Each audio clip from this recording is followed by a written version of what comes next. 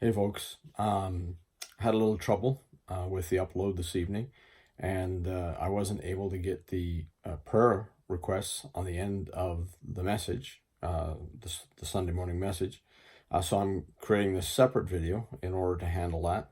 Hopefully you get to see it. At any rate, if you're watching it, I urge you, please join us in the parking lot area, everybody in their vehicles at 11 o'clock this morning. Now, there's never a lack of things to pray about, and we didn't get a whole lot of requests that came in through the uh, telephone, the voicemail, or on Facebook, or the like. However, like I said, there's never a lack of things to pray about. There were a few requests, however. We need to pray for Susan Cook's niece's son. He had an episode of some sort. He passed out or fell over and struck his head, and he's doing okay now, but they're looking for answers, understand what caused this, and he's waiting for an appointment with a pediatrician. Um, we need to pray for Carl's granddaughter. She cut her foot quite severely and required 28 stitches. Praying for Carl himself, that the Lord would touch him, his feet. He's having trouble with those. Donna Hanley fell down the stairs, the basement stairs, and hurt her back and is quite bruised up. She also needs us to lift her up before the Lord. And then, of course, based on just the times that we're in, we need to pray for everywhere in the world where COVID-19 is just raging and causing, devastation. Lift those people up before the Lord.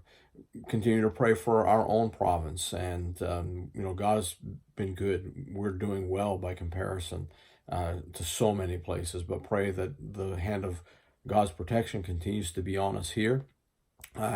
Pray for a vaccine. They're talking about that being anywhere from 18 months to 2 years. The numbers, bounce back and forth, and sometimes it sounds like good news, and sometimes it sounds like bad news. But let's really pray that the vaccine gets developed. It's in the hands of God. It's in the Lord's hands, and we're just trusting that He's going to intervene. Praying for revival. I shared with you this morning, let's be a people who don't just sit around waiting for revival to strike us, but let's cry out to God and see personal revival unfold or ignite in our hearts, so that when we return, which I hope is going to be reasonably soon, so that when we are able to gather again, that revival's coming with us. We're not hoping to pick it up when we get here. So pray for revival. Pray for your neighbors. Pray that we're going to see a real upsurge in people crying out to God. I believe that during these days, there are more people than we can imagine who are looking heavenward for answers, for comfort, for strength, for blessing, even when they aren't entirely sure of, to whom they look, or just pray that God's Holy Spirit just finds His way into hearts to touch people. And we're also praying in general for one another, as we have been all along, continuing to believe that the Lord's hand is going to be on each and every one of us. The horrific developments in Nova Scotia, just unbelievable. And there are so many people who, in view of what took place there, really need the touch of God on their lives. Families that are grieving. Here in our own church, Angus and Brenda, their brothers and sisters, and just that Lord would be a comfort to them, and all of those other the families of all of those other victims.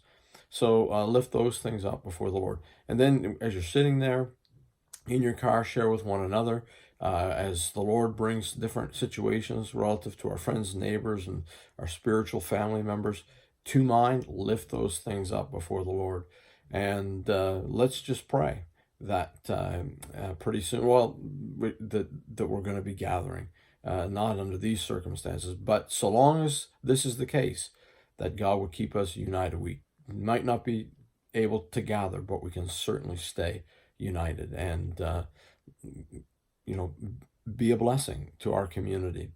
So by God's grace, and I guess this is something you can pray about too, by God's grace, next Sunday we'll have things in better shape and a better plan. It is something that will enable us to take better advantage of the opportunity that's now presented to us.